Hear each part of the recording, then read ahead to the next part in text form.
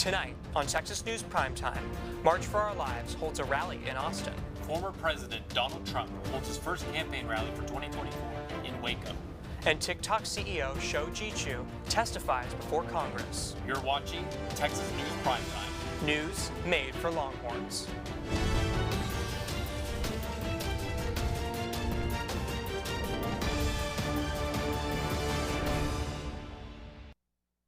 Good evening, and welcome to Texas News Primetime for Monday, March 27th. I'm Kevin Myers. And I'm Trent Lamm. Thank you for joining us.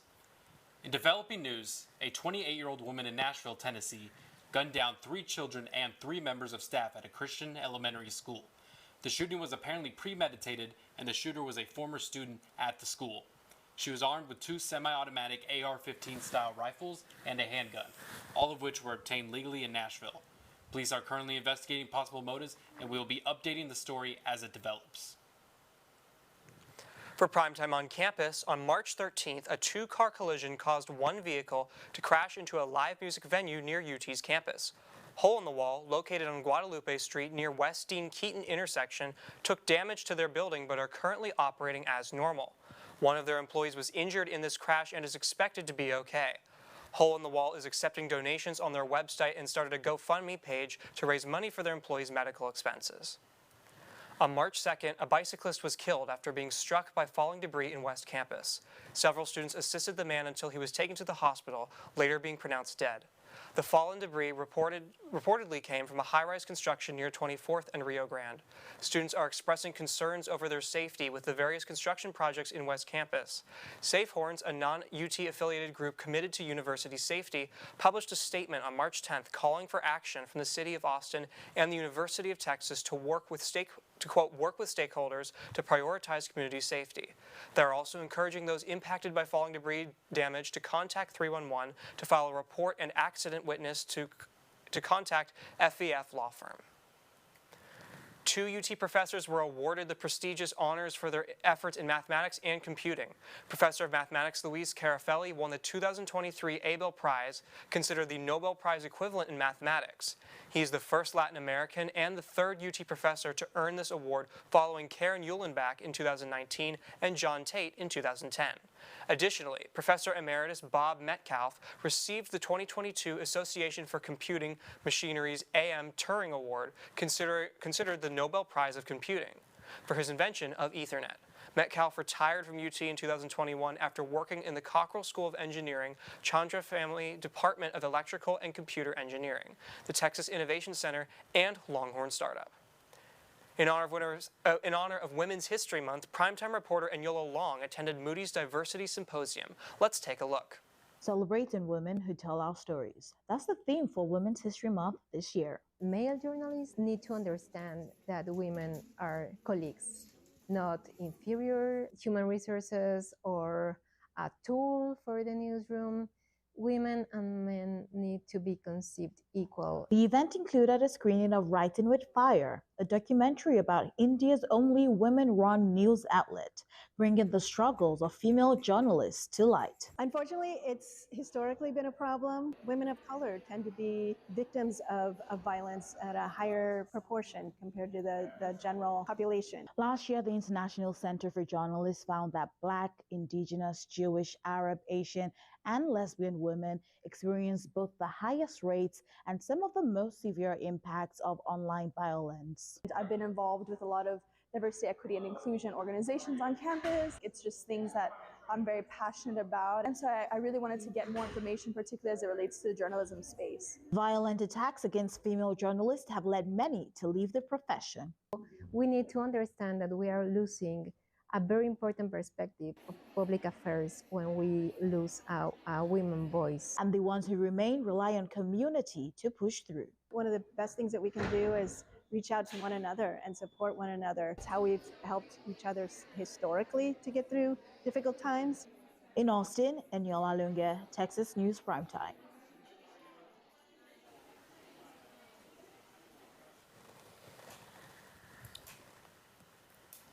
For Primetime locally, last Thursday, the Austin Police Department released information regarding a fatal crash that occurred on Tuesday night in East Austin. APD officers responded to a crash at the intersection of Clayton Lane and North Interstate 35. An investigation later showed that the driver of the vehicle was traveling alone when they hit a retaining wall. The driver has not been identified at this point in time. This is Austin's 24th fatal crash of 2023. On Saturday morning, March for Our Lives held a rally at the state capitol. Individuals have become more outspoken about the legislators passing bills like SB 145, which would raise the minimum age to purchase an assault weapon from 18 to 21. The rally, several youth advocates and the families of Uvalde victims voiced their disappointment that almost 1 year since the massacre, they have yet to see legislation passed to prevent this from happening in the future. Late Friday night, a bicyclist in South Austin was critically injured after being hit by a car. Austin Travis County EMS was called to the scene near the intersection of Arbor Circle and South 1st Street. Medics quickly took the patient to South Austin Medical Center, where they were currently being treated for life-threatening injuries. No other injuries have been reported at this time. In Texas news, former President Donald Trump held his first 2024 presidential rally in Waco, Texas this past Saturday. Some of his campaign promises included conducting a deportation operation and increasing the number of border enforcement officers. An additional promise is to reinstate Title 42, an emergency health order used to turn away migrants and asylum seekers at the beginning of the pandemic. The rally was held despite Trump facing possible indictment charges. The potential charges involve falsifying business records that connect to payments toward women who accused him of sexual encounters during his 2016 presidential campaign. Last Friday, a total of 17 migrants were found in shipping containers on a train east of Uvalde, Texas. 2 men from Honduras were found dead. Others were found with severe injuries, with at least 4 airlifted to San Antonio and others transported to local hospitals. So far, 3 of the migrants that have been taken into Border Patrol's custody. Additionally, Homeland Security Investigations has opened a human smuggling investigation following the incident. Following days of protests, students part of an LGBTQ+ organization at West Texas A&M filed a lawsuit against University President Walter Wendler. This comes after President Wendler canceled a drag performance on campus due to his belief that the shows degrade women. The lawsuit also includes the university's Vice President of Student Affairs, Christopher Thomas, University System Chancellor John Sharp, and the system's Board of Regents due to failure to intervene. The protests called for the drag show to be reinstated and for Wendler to step down. The students allege this is a violation of their First Amendment rights, and thousands have signed their petition in favor of the drag show. Local conservative leaders are encouraging those in the community to attend the protests in support of President Wendler. For Primetime Nation, legislation has been signed by Ron DeSantis barring classroom instruction on sexual orientation and gender identity from being taught in public schools from kindergarten to 3rd grade. The law also allows parents to sue school districts they believe to be in violation. DeSantis told reporters, quote, "We will continue to recognize that in the state of Florida, parents have a fundamental role in the education, health care, and well-being of their children." The new law, which will take effect July 1st, has already received harsh criticism from parents and teachers across the country. Additionally, a spokesperson for Walt Disney World in Orlando, Florida, the largest theme park in the state, condemned the passage of the law and is working towards providing a safe space for LGBTQ+ youth. At least 26 people were killed and dozens more injured after several storms and tornadoes raged across Mississippi. Mississippi Governor Tate Reeves issued a state of emergency in counties affected. Homeland Security Secretary Alejandro Mayorkas toured the wreckage Sunday to determine how much federal money can be allocated to these small towns, stating his department will, quote, "provide support to the impacted communities." This past Thursday, TikTok CEO Shou Chew testified before a congressional committee over whether the TikTok posed a threat to national security. A number of U.S. lawmakers and congressmen are skeptical about TikTok's apparent ties to the Chinese government. While nearly all social media apps take user data, the primary concern, according to government officials, is whether China is able to manipulate content seen on the app. By censoring or pushing targeted messages and videos through the app, there could be enormous repercussions on U.S. elections and policy making. However, there is no public evidence that China has been using TikTok's commercial data in ways similar to that of U.S. tech companies. In a statement, Chu said, quote, "A lot of risks that are pointed out are hypothetical and theoretical risks. No resolution has been made from the hearing." For Primetime World, last week, Chinese President Xi Jinping traveled to Moscow to meet with Russian President Vladimir Putin. The leaders spent 2 days talking, referring to each other as dear friends and describing their countries' relations as the best they've ever been. In response to the meeting, the White House urged Beijing to convince Russia to end its war with Ukraine. However, Xi claims China is impartial to the war. In Israel, protests have broken out after Prime Minister Benjamin Netanyahu fired his defense minister, Yoav Gallant, for criticizing the government's controversial decision for judicial overhaul. In an attempt to gain more control over the selection of Supreme Court justices and authority over the parliament, the Israeli government had sparked a domestic crisis. Adding to the already fragile and divisive matter, the dismissal of the defense minister has caused chaotic protests, university closures, and road blockages as citizens protest against the prime minister's decision. However, earlier today, Netanyahu announced he will delay the judicial reforms in response to the protests. In northeast Syria, a self-destructing drone killed a U.S. contractor and injured 5 U.S. service members this past Saturday. According to a statement from the Pentagon, the drone was of Iranian origin. In response, and at President Biden's direction, Defense Secretary Lloyd J. Austin ordered airstrikes against facilities affiliated with Iran's Islamic Revolutionary Guards Corps in eastern Syria. The U.S. airstrikes killed at least 8 pro-Iranian fighters. In February, earthquakes caused significant damage in the Middle Eastern countries of Turkey and Syria. PrimeTime reporters Angela Santos, Rue Moody, and Joseph Sweeney spoke to a student affected by the crisis, as well as an on-campus group providing aid. On Monday, February 6th, the Turkish-Syrian border region was hit with back-to-back earthquakes. 7.8 and 7.5 magnitude earthquakes struck on the same day. 3 weeks later, on Monday, February 27th, a 5.2 magnitude earthquake hit southeastern Turkey. Since then, Turkey and Syria's estimated combined death toll has surpassed 50,000 and millions have been displaced. Depremden ilk önce Twitter'dan haberim oldu. Burada saat 7 gibiydi. Twitter'da sadece deprem alanında hani deprem yüzünden uyanan insanların tweetleri gözüküyordu. O yüzden bayağı hani korkutucuydu. O sırada hani İstanbul'dan hiç uyanan falan olmamıştı. Ailem İstanbul'da yaşıyor. Depremden etkilenmediler. Arkadaşlarım, Boğaziçi'ndeki arkadaşlarımın aileleri bazılarına haber alınamıyor. Bazı üniversiteden arkadaşlarım vefat etti. One of the largest contributors to the death toll was the failure to adhere to building safety codes on areas located on tectonic fault lines. Some of these building codes were implemented after a previous deadly earthquake in 1999 that led to a death toll of 17,000. Nearly 200 people have been arrested in connection to the buildings that collapsed. Yani başta böyle bir şey olmaması lazımdı. Deprem alanı olduğunu herkes biliyordu ama usulsüz iş yapanlar, yani biliyorduk aslında usulsüz iş yapıldığını. Sadece hani elimizden bir şey gelmiyor. Eylemlerin daha önceden yapılması gerekiyordu. According to the World Bank Group, the earthquakes caused an estimated $34.2 billion in damages. Foreign aid has poured in, with countries such as the United States, United Kingdom, Russia, and many others pledging assistance. The UT UNICEF chapter has also begun fundraising on campus following the disaster. When it happened, the death toll was like 2,000. In the span of an hour, it went up to like 6,000-7,000. So it was kind of all happening as we were there. And then after the meeting, we were just, we were all really shocked. It's like a devastating thing that happened. And we thought, we should do something. Usually the specific ones that just like pops up out of necessity, like the one we did for Turkey and Syria was just like, hey, this happened, we need to mobilize, get the word out there. For Texas News Primetime, this is Angela Santos. For Primetime Verifies, the Texas State Legislature is currently in session with both the Senate and the House considering and voting on numerous legislative items. Senator Brian Hughes of District 1, chair of the Jurisprudence and State Affairs Committees, has authored 194 bills, including some pertaining to drag shows, critical race theory, and voting.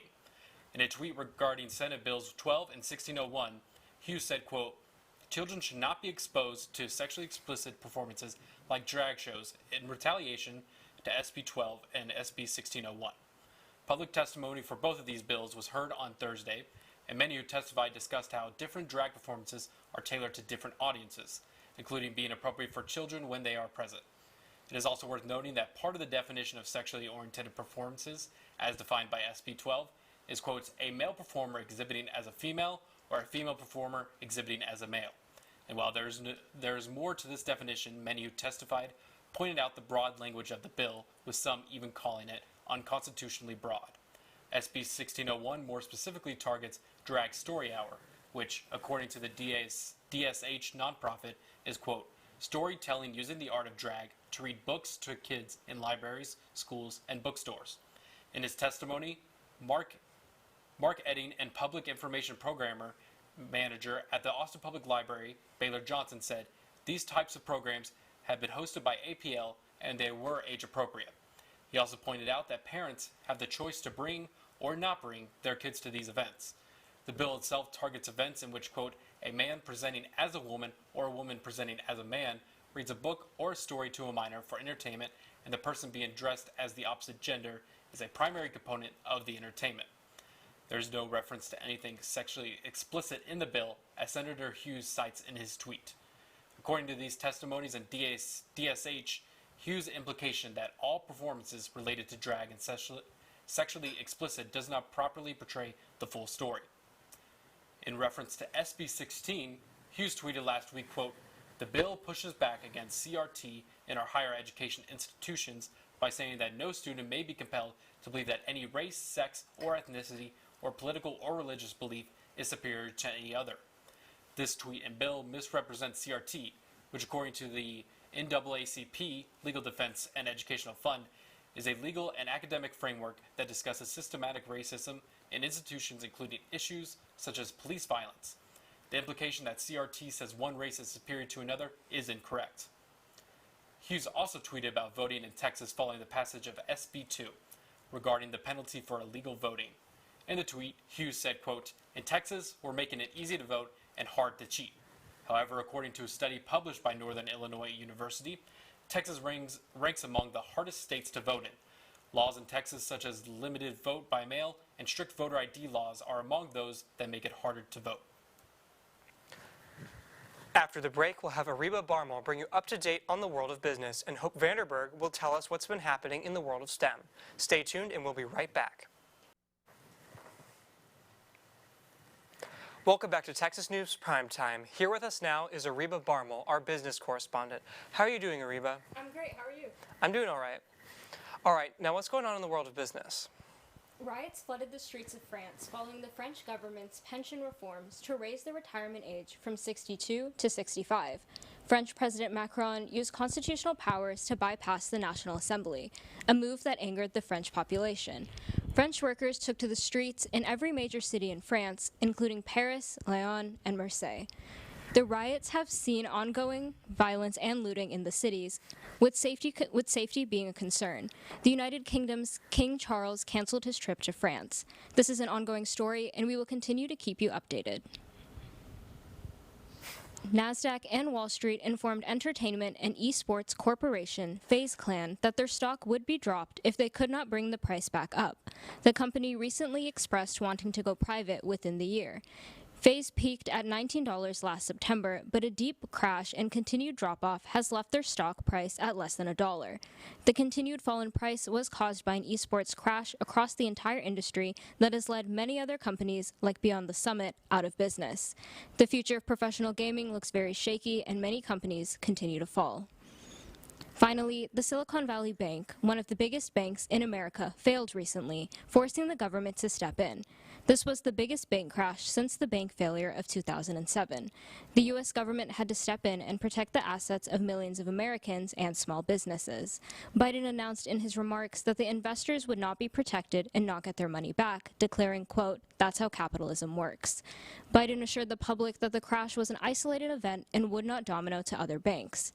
It was also just announced today that the bank will be bought by First Citizens Bank shares. This creates added security around future bank crashes. Well, thank you for coming on for business, Ariba. Next up, in just a moment, we're going to be going over what's going on in the world of STEM. So welcome to the program, Hope. How are you doing today? I'm doing great. Thank you all so much for having me. Of course. All right, now what's going on in STEM news? Yes, so first, a rare strain of bacteria found in eye drops has been linked to at least 3 deaths and 68 cases of infection.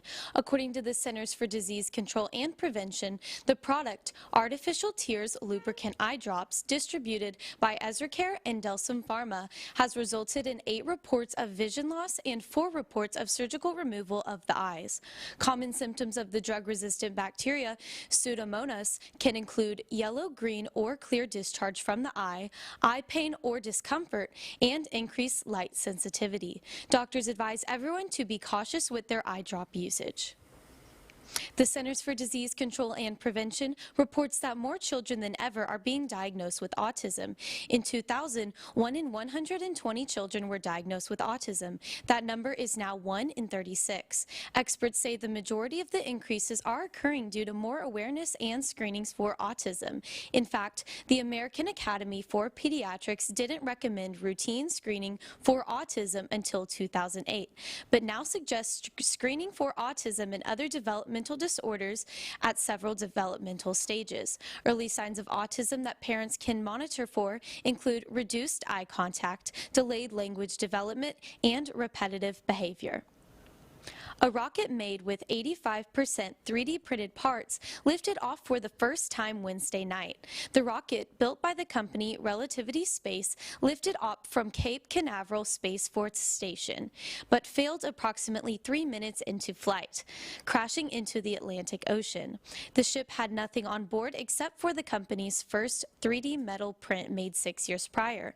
This was the company's third launch attempt from this site. All right, well, thank you so much for coming on today, Hope. Next up, after the break, we'll bring you up to date about what's going on in athletics in our segment of Press Box on Primetime. Stay tuned, and we'll be right back. Welcome back to Texas News Primetime. Joining us now for Press Box on Primetime, we have Ethan from the sports department. How are you doing today, Ethan? You know, I'm doing pretty well, Kevin. I love being on Primetime, but I'm afraid I don't have much good news to report this week, so might as well go ahead and get right into it. It was a sad weekend for the Texas men's basketball team as their season came to an abrupt end. The number 2 Longhorns were able to dance their way all the way to the Elite 8, but were stopped just short of the Final Four, losing to the number 5 Miami Hurricanes 88-81. Dylan DeSue sitting out the game with a foot injury. Texas needed big performances across the court. 3 players scored in double digits, including Serge Barry Rice with 15, Timmy Allen with 16, and Marcus Carr with 17.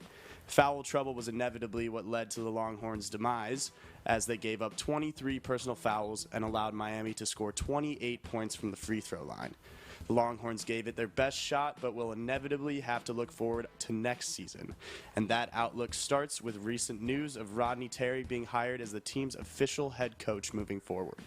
This controversial defensive block against Brock Cunningham late in the game has left some Longhorns fans speculating, but there was nothing that could be done. And now onto some more positive news for the Longhorns. Texas baseball extended their win to 14 games this past weekend. Home field has proven to be an advantage for the team that is now just looking to travel away from Austin. The Longhorns completed the sweep of number 14 Texas Tech, defeating the Red Raiders 9-8 with a walk-off home run from Garrett Guillemette. Peyton Powell capitalized on 2 home runs, along with one from Jared Thomas and Rylan Galvin. So I guess the first question I have is, what went wrong with the Longhorns in March Madness? What does the future hold? I think I asked the next question. Yeah, so, the Longhorns, they put up a good fight this year. They made it all the way to the Elite 8, but obviously foul trouble is what did them in. They with a hot Miami team from the free throw line, it posed a lot of problems for the Longhorns moving forward.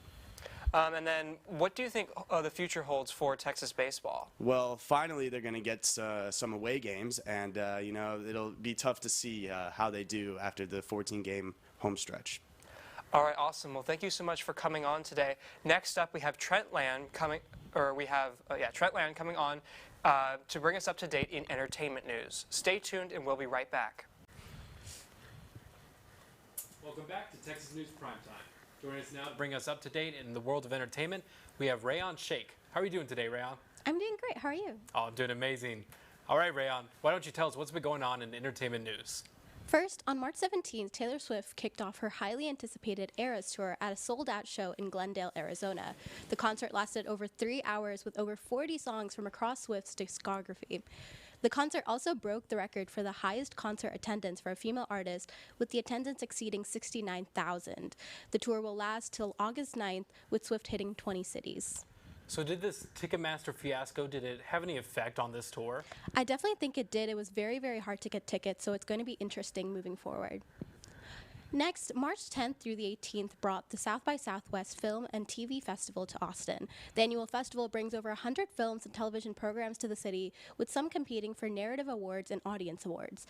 Raging Grace was awarded the Narrative Feature Award, while crowd pleaser Flaming Hot took home the Audience Award. The festival has continued growing every year and has become the place for future award winners. So are there any standout films that came from this festival? Definitely. People are really excited for the upcoming Dungeons & Dragons film, which is going to be a big blockbuster, as well as Bottoms.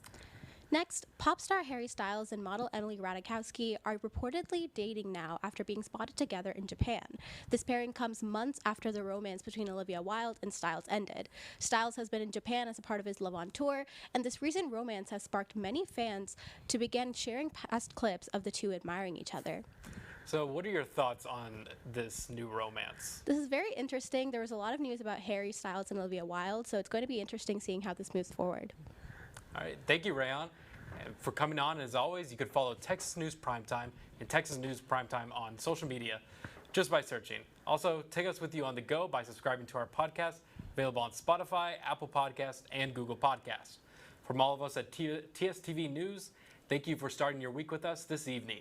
Now, go out and change your world.